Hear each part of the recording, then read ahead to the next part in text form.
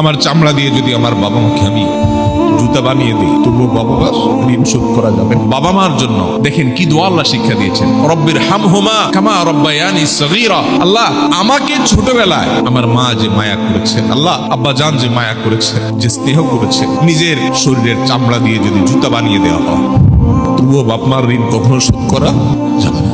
আমার চামড়া দিয়ে যদি আমার বাবা মাকে আমি জুতা বানিয়ে দিই তবুও বাবা মার ঋণ শোধ করা যাবে না। মসজিদে হারামে এক ব্যক্তি তার মাকে কাঁধে নিয়ে হজের মতো কঠিন কষ্টসাধ্য কাজ, একাই চলা যায় না হজে, কোথায় আরাফাত, কোথায় মিনা, কোথায় মুজদালিফা, কোথায় মক্কা, তওয়াফ, সাই, জমারাতে পাথর মারা, একই দিনে এত কাজ, মাইলকে মাইল হাঁটা, লক্ষ লক্ষ মানুষের ভিড় ঠেলে কঠিন কাজ। এর মধ্যে এক ব্যক্তি নিজের মাকে পিঠের উপরে কাঁধের উপর তুলে তিনি তওয়াফ করছেন। এক সাহাবীকে দেখে বলছেন, আমি আমার মায়ের হক নিশ্চয় আদায় করেছি। মানে তার মধ্যে আত্মতৃপ্তি আসছে যে এত কষ্ট যে মায়ের জন্য করছি, মা আমাকে দুধ পান করিয়েছেন, গর্ভে ধারণ করেছেন, তো এই কষ্টের মাধ্যমে তো তার ঋণ অন্তত শোধ হয়েছে। ওই সাহাবী বললেন, না, হয় নাই। এটা সম্ভব না যে তুমি মায়ের ঋণকে এভাবে তুমি কাঁধে নিয়ে 2, 4, 5 দিন 10 দিন কষ্ট করলে আর তার ঋণ শোধ হয়ে যাবে, সম্ভব না। আব্দুল ইবনে আব্বাস রাদিয়াল্লাহু তাআলা আনহু বলেছেন যে তুমি বাবার সামনে এরকম জামা ঝাড়া দিয়েছো জাস্ট ধুলা পরিষ্কারের জন্য, সামনে তোমার বাবা বসা ছিলেন, তুমি বেয়াদব। কারণ পৃথিবীর আল্লাহ রাসূলের পর সবচেয়ে বেশি তোমার শ্রদ্ধা পাওয়ার উপযুক্ত তোমার মা এবং বাবা।